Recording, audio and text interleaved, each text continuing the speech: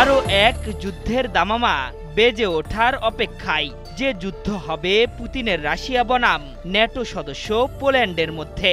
ইউক্রেনের সীমান্ত লাগোয়া দেশটিতে ইতোমধ্যে ড্রোন পাঠিয়েছে রাশিয়া, আর মস্কোর ড্রোন ভূপাতিত করে যুদ্ধের ময়দানে নামার ইঙ্গিত দিয়েছে পুলিশরা। 2022 সালের পর এই প্রথম কোনো ন্যাটো জোটভুক্ত দেশ তাদের আকাশসীমায় সরাসরি রাশিয়ার ড্রোন মোকাবিলা করল।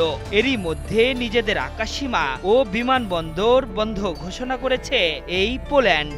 বিশ্লেষকদের মতে পশ্চিমাদের ঐক্যের পরীক্ষা নিতেই পুতিনের এমন পদক্ষেপ।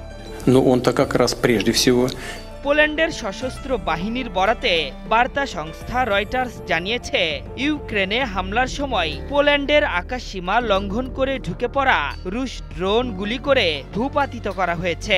বুধবার ভোরে ইউক্রেন সতর্ক করে দেয় যে রাশিয়ান ড্রোনগুলো পোলিশ আকাশসীমায় প্রবেশ করছে এবং জামস্কো শহরের দিকে এগিয়ে যাচ্ছে। এরপর ওয়ারশের চোপিন বিমানবন্দর সহ বেশ কয়েকটি বিমানবন্দর বন্ধ করে দিয়েছে পোল্যান্ড সরকার।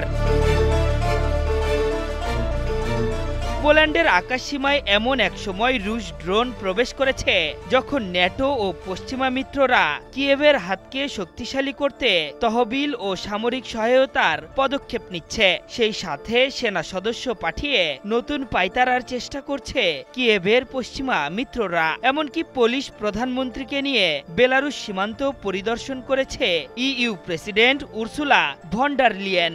সে সময় তিনি বলেছিলেন, রাশিয়ার বিরুদ্ধে ইউক্রেনকে প্রতিরক্ষার চাদরে মোড়াতে প্রতিবেশীদের ঐক্যবদ্ধ করার চেষ্টা করছেন তিনি। পশ্চিমাদের এমন উস্কানির জবাবে হুঁশিয়ারি দিয়ে পুতিন আগেই বলেছিলেন, ইউক্রেন নিয়ে পশ্চিমাদের কোনো হস্তক্ষেপ মেনে নেবেন না তিনি। সেই সাথে কিয়েভে পাঠানো সব বিদেশি সৈন্যই বৈধ লক্ষ্যবস্তু হবে মস্কোর। পুতিনের এমন হুঙ্কারের সপ্তাহের মধ্যেই পোল্যান্ডের আকাশ সীমানা অতিক্রম করেছে মস্কোর ড্রোন। যদিও লক্ষ্যবস্তুতে আঘাত হানার আগেই F-16 যুদ্ধবিমান দিয়ে তা ভূপাতিত করার দাবি করেছে পোল্যান্ডের সামরিক কমান্ড। তবে ড্রোন পাঠানো নিয়ে এখনো কোনো দায় স্বীকার করেনি মস্কো।